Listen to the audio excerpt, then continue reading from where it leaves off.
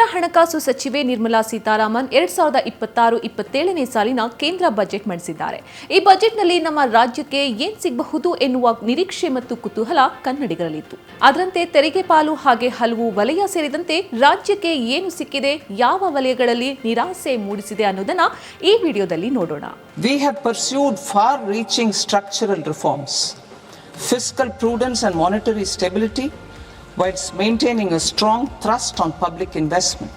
ಕರ್ನಾಟಕಕ್ಕೆ ತೆರಿಗೆ ಪಾಲು ಎಷ್ಟು ಸಿಗಬಹುದು ಎನ್ನುವ ಕುತೂಹಲ ಇತ್ತು. ಅದರಂತೆ 16ನೇ ಹಣಕಾಸು ಆಯೋಗದ ಶಿಫಾರಸಿನ ಅನ್ವಯ ರಾಜ್ಯಕ್ಕೆ ಶೇಕಡಾ 4.13% ತೆರಿಗೆ ಪಾಲು ಲಭಿಸಿದೆ. ಅಂದರೆ ಕೇಂದ್ರ ಸರ್ಕಾರವು 2026-27ನೇ ಸಾಲಿನಲ್ಲಿ ಈ ತೆರಿಗೆ ಪಾಲಿನನ್ವಯ 63,049 ಕೋಟಿ ರೂಪಾಯಿ ಹಂಚಿಕೆ ಮಾಡಿದೆ. ಆದರೆ ರಾಜ್ಯವು ಶೇಕಡಾ 4.71% ತೆರಿಗೆ ಪಾಲನ್ನು ನಿರೀಕ್ಷೆ ಮಾಡಿತ್ತು. ಆದರೆ ಆ ಮನವಿಯನ್ನು ಸಂಪೂರ್ಣವಾಗಿ ಪರಿಗಣಿಸದೆ ತೆರಿಗೆ ಪಾಲಿನಲ್ಲಿ ಶೇಕಡಾ 4.13% ಮಾತ್ರ ಹಂಚಿಕೆ ಮಾಡಿದೆ. Aligns with our vision of Sabka Saath Sabka Vikas towards Vikasit Bharat. This requires targeted efforts for 1. Increasing farmer incomes through productivity enhancement and entrepreneurship, with special attention to small and marginal farmers. B. Empowering Divyangjan through access to livelihood opportunities, training and high-quality assistive devices. C. Empowering the vulnerable to access mental health and trauma care. D.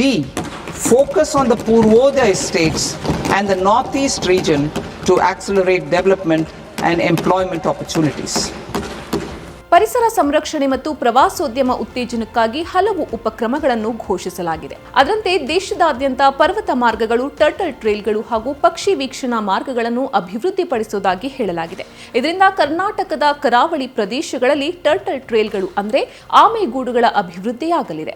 ಇದರಿಂದ ವಿಶೇಷವಾಗಿ ಕರ್ನಾಟಕದ ಕರಾವಳಿ ಭಾಗದಲ್ಲಿ ಪ್ರವಾಸೋದ್ಯಮ ಅಭಿವೃದ್ಧಿಗೊಂಡು ಸ್ಥಳೀಯರಿಗೆ ಉದ್ಯೋಗ ಅವಕಾಶಗಳು ಹೆಚ್ಚಾಗುವ ನಿರೀಕ್ಷೆ ಇದೆ. ಇನ್ನು ಕೃಷಿ ಮತ್ತು ಗ್ರಾಮೀಣ ಅಭಿವೃದ್ಧಿಯನ್ನು ಆದ್ಯತೆಯಾಗಿ ಪರಿಗಣಿಸಿರುವ ನಿರ್ಮಲಾ ಸೀತಾರಾಮನ್ ಸಣ್ಣ ರೈತರಿಗೆ ಬೆಂಬಲ, ಯುವಕರಿಗೆ ಉದ್ಯೋಗಾವಕಾಶ ಹಾಗೂ ಹೆಚ್ಚಿನ ಬೆಳೆಗಳ ಉತ್ತೇಜನಕ್ಕೆ ವಿಶೇಷ ಒತ್ತು ನೀಡಿದ್ದಾರೆ. ಇದರ ಜೊತೆ ತೆಂಗು, ಶ್ರೀಗಂಧ, ಕೋಕೋ, ಗೋಡಂಬಿ ಮುಂತಾದ ಬೆಳೆಗಳಿಗೆ ಬೆಂಬಲ ಘೋಷಿಸಲಾಗಿದೆ. ಇದರ ಜೊತೆಗೆ ಹೊಸ ತೆಂಗು ಪ್ರೋತ್ಸಾಹ ಯೋಜನೆ ಜಾರಿಯಾಗಲಿದೆ ಎನ್ನುವ ಘೋಷಣೆ ಕರ್ನಾಟಕದ ರೈತರಿಗೆ ವಿಶೇಷವಾಗಿ ಸಂತಸದ ವಿಚಾರವಾಗಿದೆ. ತೆಂಗು ಮತ್ತು ಶ್ರೀಗಂಧವನ್ನು ಹೆಚ್ಚಾಗಿ ಬೆಳೆಯುವ ಕರ್ನಾಟಕದಲ್ಲಿ ಈ ಯೋಜನೆ ರೈತರ ಆದಾಯ ಹೆಚ್ಚಿಸುವುದಕ್ಕೆ ಸಹಕಾರಿಯಾಗಲಿದೆ ಎನ್ನುವ ನಿರೀಕ್ಷೆ ಇದೆ.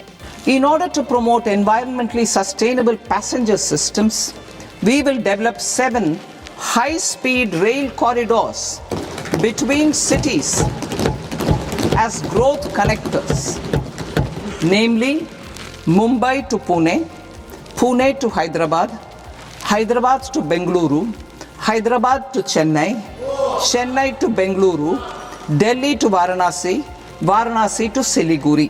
ಮೂಲಸೌಕರ್ಯ ಅಭಿವೃದ್ಧಿಯ ಭಾಗವಾಗಿ ದೇಶದ ಪ್ರಮುಖ ನಗರಗಳನ್ನು ಸಂಪರ್ಕಿಸುವ 7 ಹೈಸ್ಪೀಡ್ ರೈಲು ಕಾರಿಡಾರ್ಗಳನ್ನು ಕೇಂದ್ರ ಸರ್ಕಾರ ಘೋಷಿಸಿದೆ. ಇವುಗಳಲ್ಲಿ ಬೆಂಗಳೂರು ಚೆನ್ನೈ ಹೈಸ್ಪೀಡ್ ರೈಲು ಕಾರಿಡಾರ್ ಘೋಷಣೆಯಿಂದ ಕರ್ನಾಟಕದವರಿಗೆ ಅನುಕೂಲವಾಗಲಿದೆ. ಈ ರೈಲು ಕಾರಿಡಾರ್ ಮೂಲಕ ಬೆಂಗಳೂರು ಮತ್ತು ಚೆನ್ನೈ ನಡುವಿನ ಪ್ರಯಾಣ ಸಮಯ ಕಡಿಮೆಯಾಗಲಿದ್ದು ಐಟಿ, ಉತ್ಪಾದನಾ ಮತ್ತು ವಾಣಿಜ್ಯ ಕ್ಷೇತ್ರಗಳಿಗೆ ಹೊಸ ವೇಗ ಸಿಗಲಿದೆ. ವಾಣಿಜ್ಯ ಚಟುವಟಿಕೆಗಳು ಹೆಚ್ಚಾಗೋದ್ರಿಂದ ಉದ್ಯೋಗಾವಕಾಶಗಳು ಕೂಡ ಹೆಚ್ಚಾಗುವ ನಿರೀಕ್ಷೆ ಇದೆ. ಒಟ್ಟಾರೆ 2026-27ನೇ ಕೇಂದ್ರ ಬಜೆಟ್ನಲ್ಲಿ ಪರಿಸರ, ಕೃಷಿ ಮತ್ತು ಮೂಲಸೌಕರ್ಯ ಕ್ಷೇತ್ರಗಳಲ್ಲಿ ಕರ್ನಾಟಕಕ್ಕೆ ಕೆಲವು ಮಹತ್ವದ ಲಾಭಗಳು ಸಿಕ್ಕಿವೆ. ಆದರೆ ತೆರಿಗೆ ಪಾಲು ಮತ್ತು ಇನ್ನಷ್ಟು ವಿಶೇಷ ಯೋಜನೆಗಳ ವಿಚಾರದಲ್ಲಿ ರಾಜ್ಯದ ನಿರೀಕ್ಷೆಗಳು ಸಂಪೂರ್ಣವಾಗಿ ಈಡೇರಿಲ್ಲ ಎನ್ನುವ ಅಭಿಪ್ರಾಯ ಕೂಡ ಇದೆ. ಈ ಬಜೆಟ್ ಕರ್ನಾಟಕದ ಅಭಿವೃದ್ಧಿಗೆ ಎಷ್ಟರ ಮಟ್ಟಿಗೆ ಸಹಕಾರಿ ಆಗತ್ತೆ ಅನ್ನೋದು ಮುಂದಿನ ದಿನಗಳಲ್ಲಿ ಸ್ಪಷ್ಟವಾಗಲಿದೆ.